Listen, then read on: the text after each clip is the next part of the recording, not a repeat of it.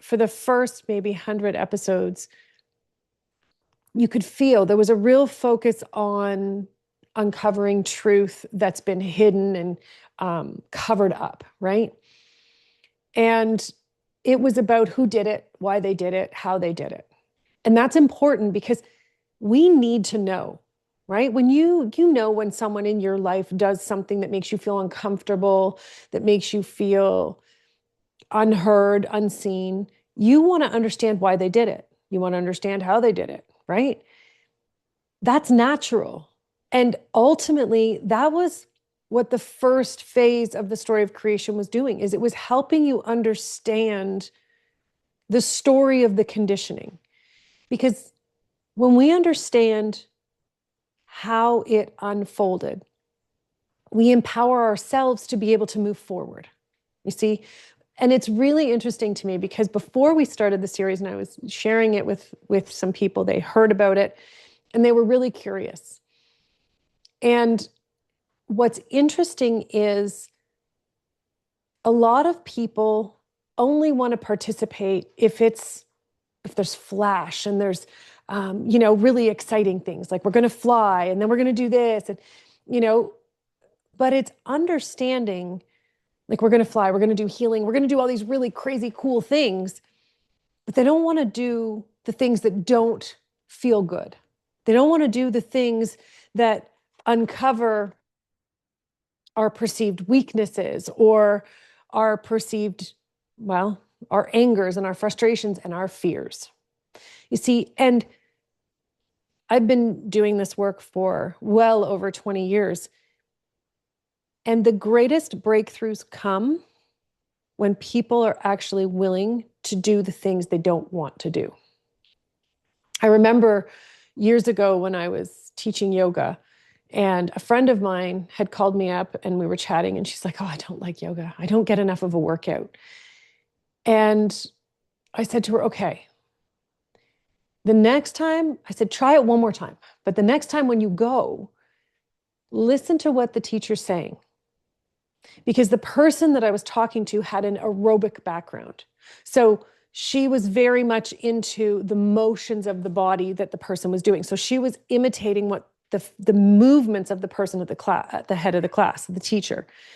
And I said, if you listen to the prompts that the teacher's doing, it will be a completely different class. Well, she called me a couple of days later and she's like, "Oh my gosh, I can't move. I can't move." And she goes, "I get it now. I understand." And that's what's going on now with the story of creation is, and with any work, right? Like humanity is working through this identity crisis, which they did talk about in part 159. But it's understanding that where we're going is about uncovering what's in you that's limiting you. So yes, all of these things happen to humanity, right? And we know who did it. We understand it now for the most part. But what's more important is we understand how creation was created. That's important because now you begin to understand what your potential is, right? Because they've explained who you are in relation to existence. These are key pieces of information that if you want to fly, you need to know these pieces of information. You need to understand where you are at in the realm of existence. And so where we're going now, and building on what we've talked about all the way through the story, right? It's understanding that we're being given an opportunity to reclaim the parts of us that we've been taught to ignore, that we thought were lost, right? And when I say thought we're lost, it's because you already instinctually know there's something missing, right? You're searching for fulfillment and you can't find it. You can't obtain it. It's not something you can go out and buy. It's not something you're going to find in your relationships. It's not something you're going to find in your career. That's why the number one most common thing, like the most financially successful people in the world are rarely fulfilled. The people who have the best relationships in the world are rarely personally fulfilled. Why is that? Because fulfillment is a reflection of what you know about who you are and how you use that information to participate in your life. So a lot of times we hear about people, or we have people we know who have the best relationships, but their relationships are built on serving each other rather than being who they are individually, right? It's also why a lot of relationships have been ending over the past 50 years in particular, right? So more than ever before, we've seen this thing called divorce, right? This thing where, and maybe you're not officially married, but you're still separating, right? There is this belief that the other person is no longer your person, that the other person doesn't get you. And what they want to explain. So we've got angelics here. These are really the second stream angelics are the spokespeople today, but we've also got Gaia and we've got Pan, who are ultimately, it's beautiful because their energy together is the epitome of fulfillment. Okay. And so because Gaia is the holder of life, she supports physical life, but Pan is the fertilizer of it, like the fertility and the aspect of understanding that you can't have one without the other. They coexist. And that's what they want to talk about in relationships. Okay. So we're going to focus highly on romantic relationships, but it's also understanding that this overflows into friendships, it overflows into work relationships, it overflows into siblings and parents and children and parents. And ultimately, it's understanding this, okay? Humans are naturally meant to evolve. Naturally. In society, we've been trained to be successful, okay? And so success is determined by whatever aspect of society you were born into. Now, it's important to remember as a soul that you chose the life you were born into.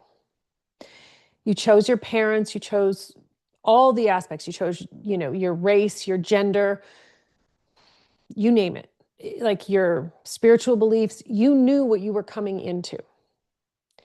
And so as a society, we've been trained to think in terms of timelines, in terms of, it's the way they're showing me, it's like goals and your ability to achieve goals. Okay. And that's based on timelines, usually, and almost always. It doesn't matter what your goal is, it's still in a timeline mode, right? This comes after this, comes after this, comes after this.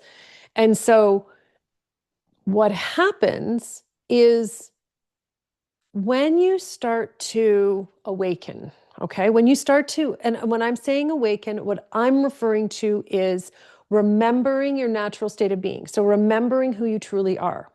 And so what happens is you become aware of the energy in you that has been suppressed and it needs to be released, right? Because energy is wisdom, it's potential, and it's how you want to participate in life, right? It all begins in energy.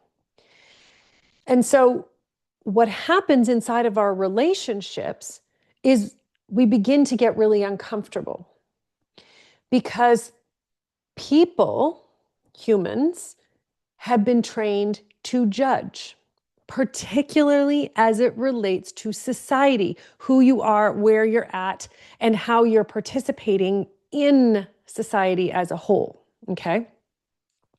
And so what happens is we Then, okay, just bear with me here. As your discomfort grows in your experience, okay, you become frustrated and you want to change the word for this. It's like you want to change the terrain, you want to change how the external world works and supports you so you feel comfortable to keep going and to keep growing, if you will. So ultimately, you start to awaken, you become more aware, and then your first reaction is, I'm going to share this with people I love. And they're not excited. They come back with reactions that are uncomfortable, that are maybe judgmental, that are less than you had hoped for. Because you see, when you go through energetic awakening, right? Awareness through energy first, because that's how humans were created to exist. And so as you have these experiences, when you experience the energy, it is pure and complete. So you have an experience and you have a new way of looking at everything based on that one experience. It could be a 2-minute experience. It could be a 2-week experience. It could be, years long. But it's understanding that's what awakening does. It propels you. So it's not force, but it propels you in the sense that you can't pretend you don't see what's there anymore. Okay. So it propels you into a new way of seeing existence. Now, what happens is when you start to get reactions from other people, you're hoping first and foremost, so you have an attachment to the outcome, okay? You're hoping they're going to see it your way. And when they don't, your emotional reaction is everything from annoyance to devastation and everything in between. And so from that experience, you then determine, well, now I need to protect myself from this person who's now going to be attacking me, who's now not supporting me. And this is how the human condition keeps perpetuating itself. Because they teach you to protect yourself, to keep yourself safe. Okay. The only reason you would need to keep yourself safe is if you've decided there's a threat. So, where did the concept of someone else having a different opinion translate into a threat? How did that happen?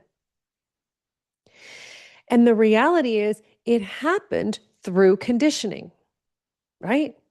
I mean, this is thousands of years thick, this conditioning. So it's nothing new, but it's coming back to this place and recognizing that in order for you to grow and expand in your life, other people are going to be uncomfortable. And that's okay. Now, it also means, okay, so what they're showing me, it's really cool because when we perceive that we're going into a position or an experience where we're going to feel uncomfortable because of other people, that's how we've decided, right? We put barriers up, we put blocks, we set limitations. My favorite, the one that's the most common, is we set boundaries. And we determine how other people need to show up in our lives. Okay, so let's think about, you're at work and you thought you were going to get a promotion. You really thought what the work you just did on this project was the exact work that was going to get you the promotion. And then you go into the meeting and the person that could give you the promotion says to you, you're not ready. You're not ready for this next role. And you're like, but I did all this work. And so you feel let down. You feel like you now have to protect yourself from that person. You see, We have cultivated, and we've all participated in it, okay? We've cultivated a society in which how we interact with others is based on a constant need to protect ourselves from what's coming at us, okay? And it's interesting because even the way they're showing me, it's like Hollywood has driven this home and continues to drive it home because every movie is make sure you protect yourself because this will happen and look at the devastation and look at the sadness. But here's the thing. You will only feel like you need to protect yourself if you feel like you're about to lose something. Otherwise, you have nothing to protect from. If you're confident in who you are, if you're comfortable in who you are,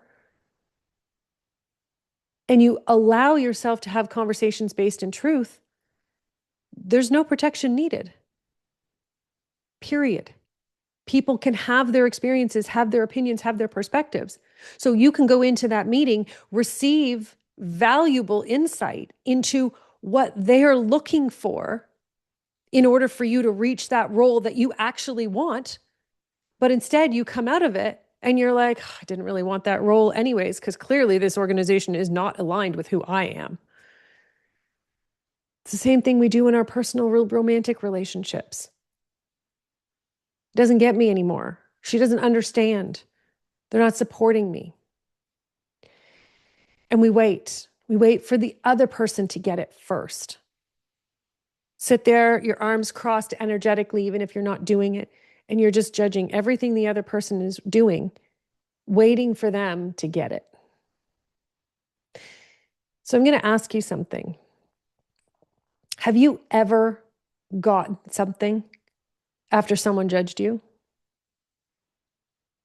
Usually the only thing you're getting is, wow, I don't want to hang out with that person. They're very judgmental.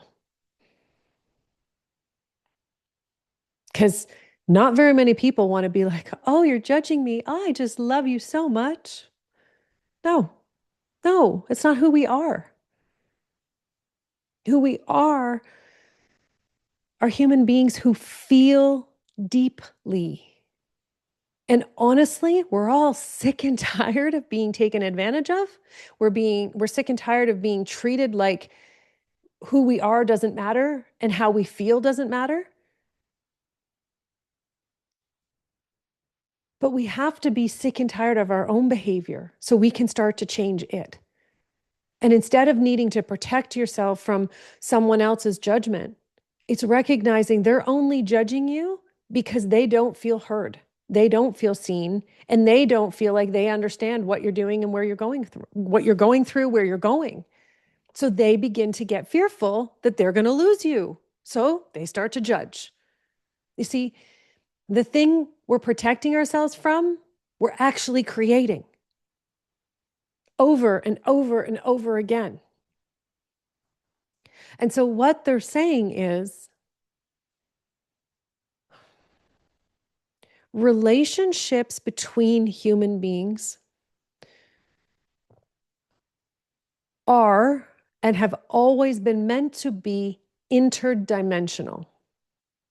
Interdimensional, which means you're connecting with humans on all levels: physical energy, soul energy, universal energy.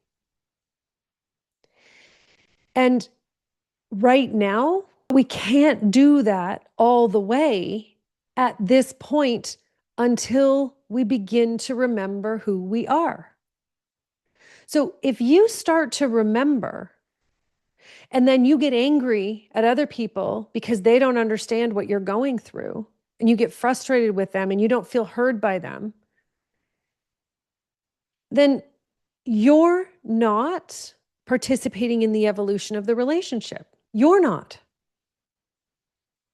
You see, humans are really quick to judge, obviously, because we've been taught and trained that way.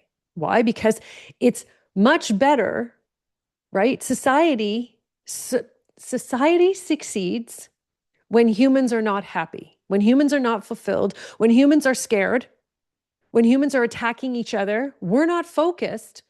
on our own evolution. We're not focused on contributing to the evolution of existence, exactly how we've been created. We are consumed with emotional reactions. That's where we are as a society, and we're slowly trying to climb out of it. But the thing is people are looking in the wrong way. And what they're saying is it's not about staying with somebody who's physically violent, who's emotionally violent. I'm not talking about violence, okay? What I'm talking about is allowing yourself to come to a place of emotional intelligence where you're able to recognize that someone else's actions are the result of your actions and your participation in the relationship. You see, energy is constantly participating before your mind even has an idea of what's going on. And so the conversation, by the time you get to the part where you're having a conversation with another human being, your energy's been in conversation for hours, for days, for weeks, for years, for months, and sometimes for years. And so instead of allowing yourself to relax into the energy so you can learn who you're meant to be in that moment, we come in and we're staying in this emotional state of being, and that's who we present ourselves to be. And then we expect the other person to be calm about it, to be respectful and joyful, happy for us, supportive of us. But we're not showing up being respectful of them.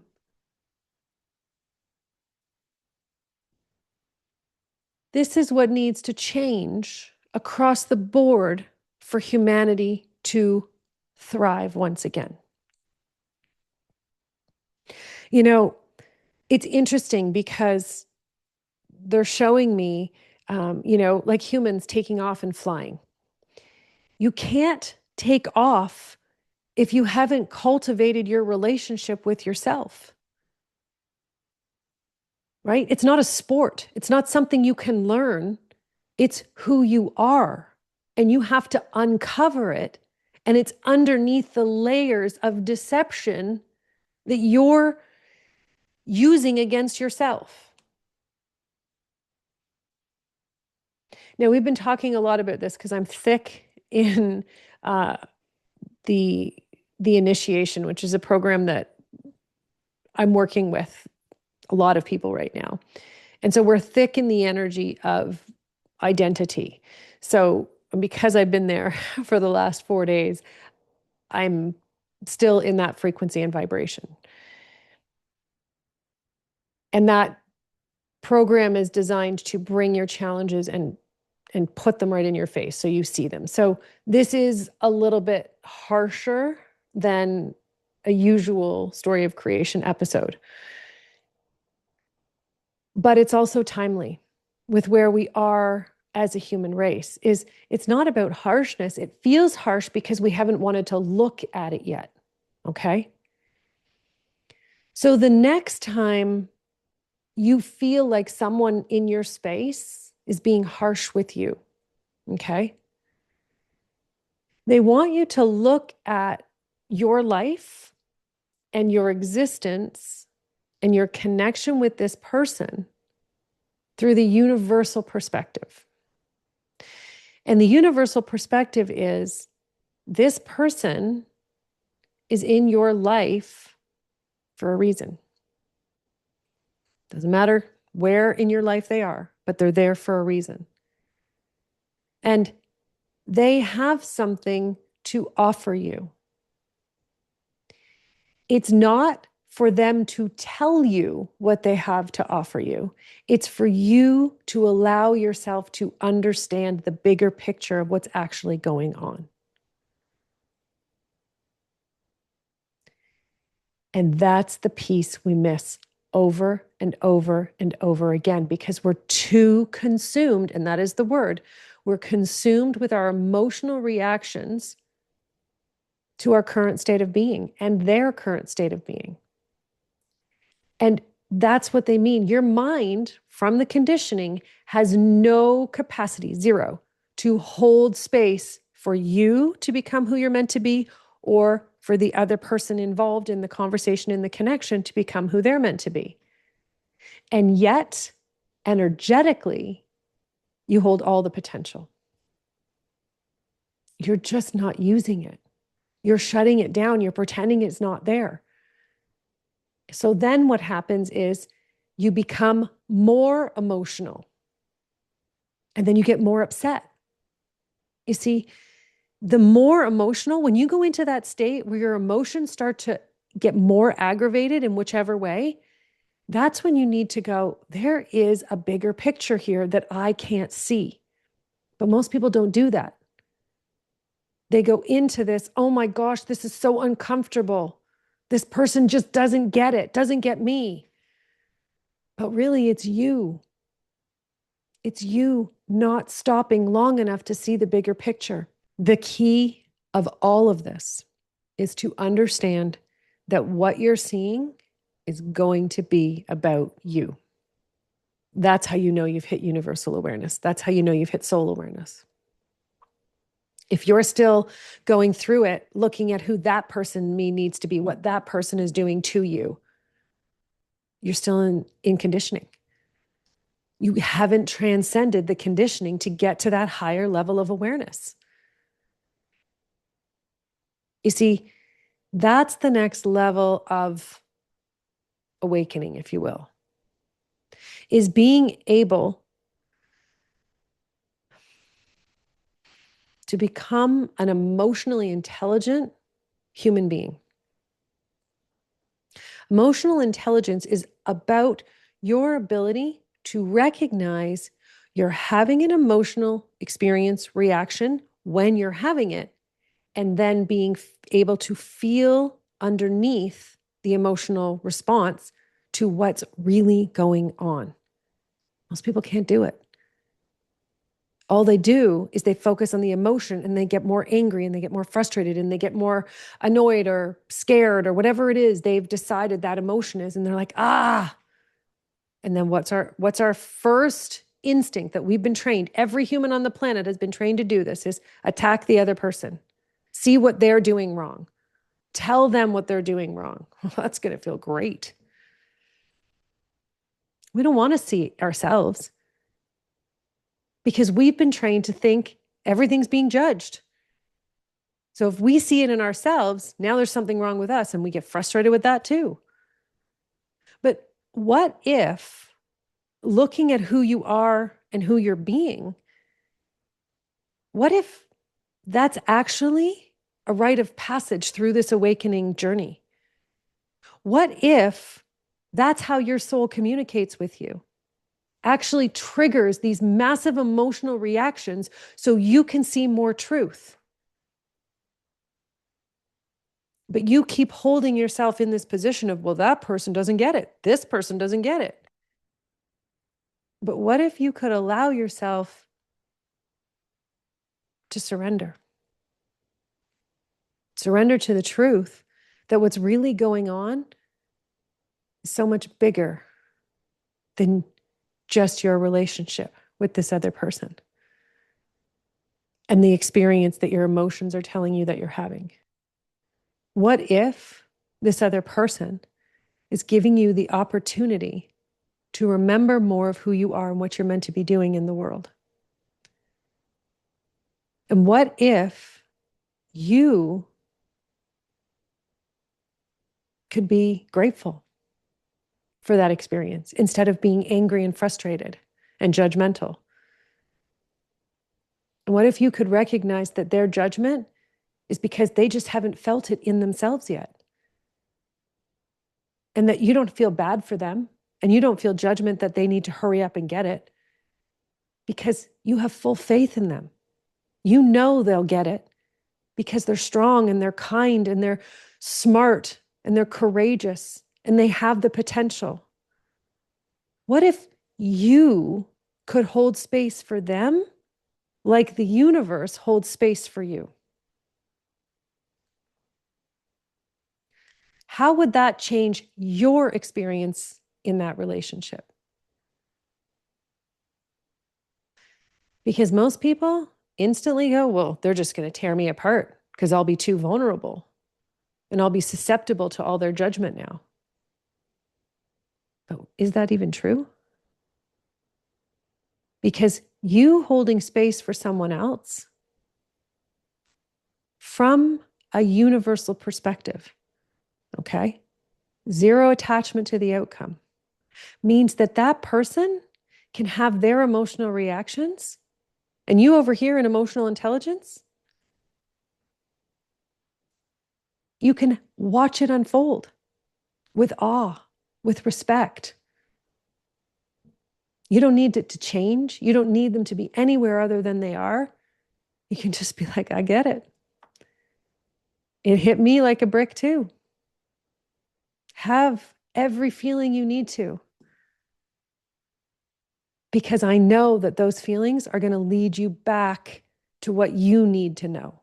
Not what I need you to know, but what you need to know.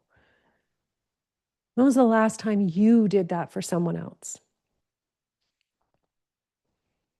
When was the last time you let someone else have their emotional reaction, knowing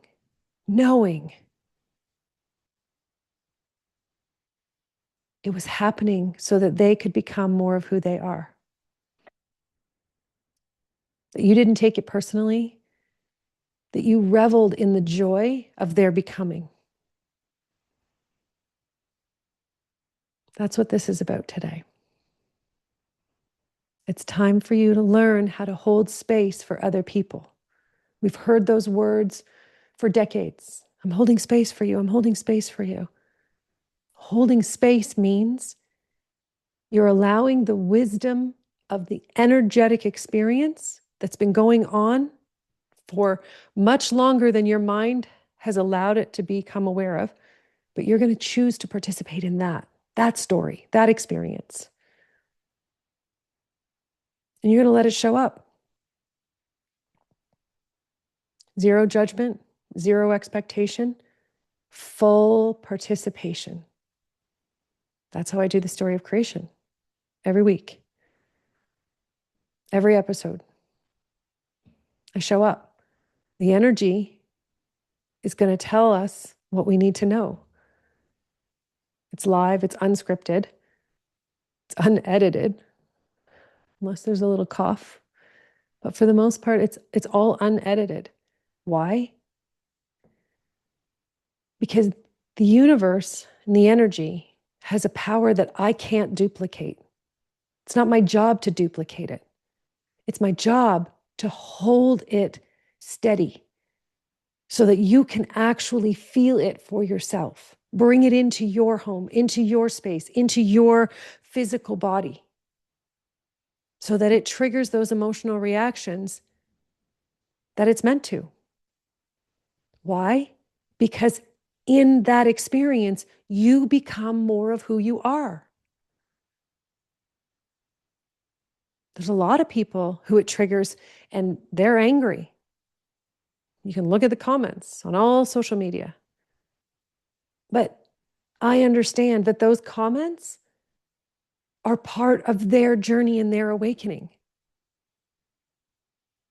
They came across this because it was planting seeds. They aren't ready to have a full awakening. They aren't ready to be triggered into that awakening.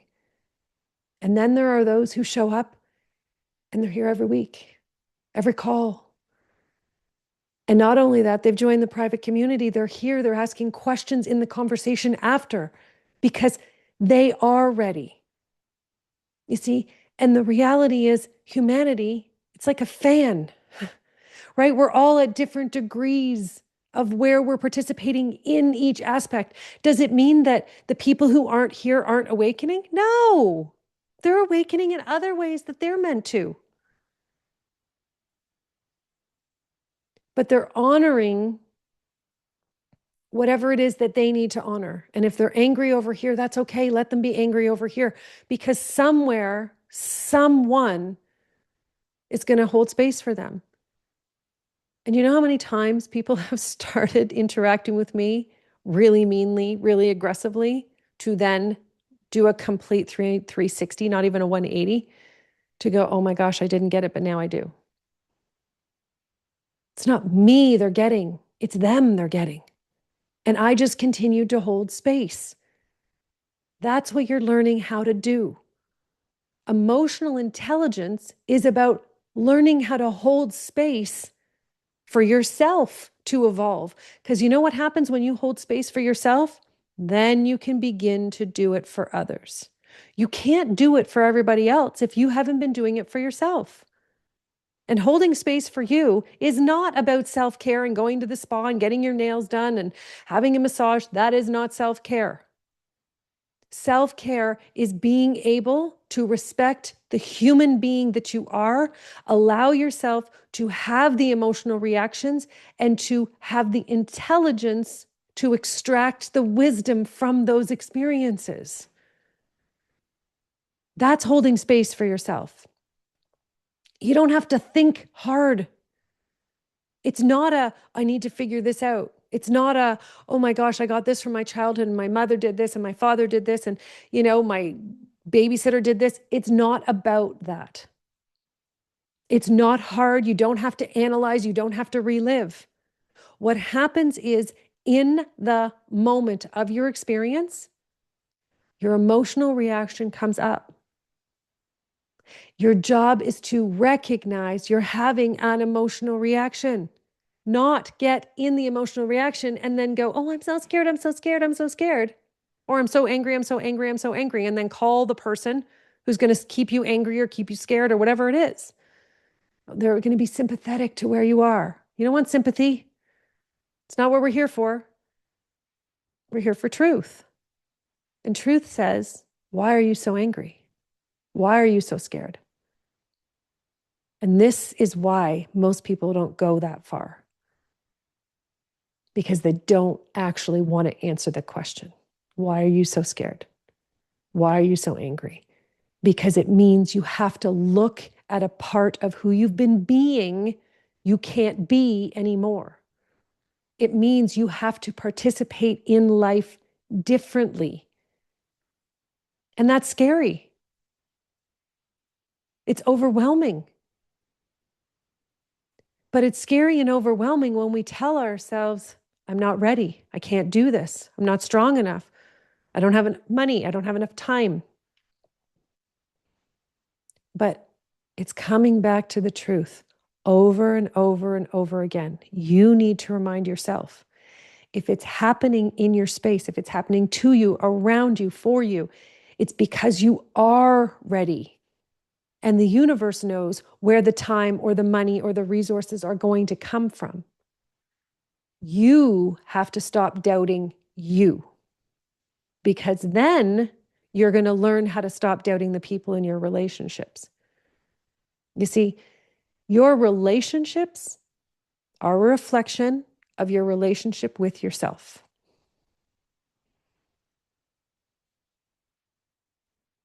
It's that simple. And this is how you cultivate the deepest, most prolific relationship with yourself. Start with emotional intelligence, because then the energy can get in. The higher levels of intelligence can come in. Soul intelligence, universal intelligence. It's all waiting for you. It's right there. It's knocking on the door every time you have an emotional reaction. That's more intelligence knocking at the door going, are you ready yet for us? How about now? How about now? And we're walking around going, well, I don't see how I'm being supported by the universe. Because you're thinking the universe is going to give you all kinds of rainbows and sunshine.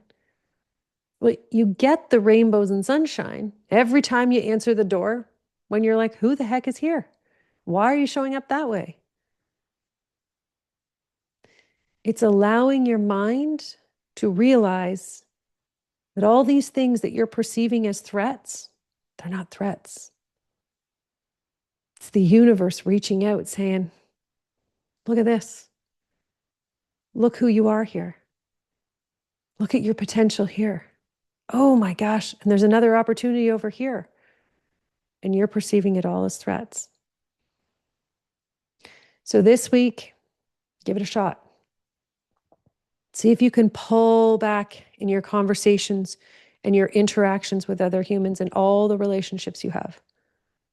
When your emotional reactions come up, instead of spewing it out, you can visualize however you want to visualize that, spewing it out of you.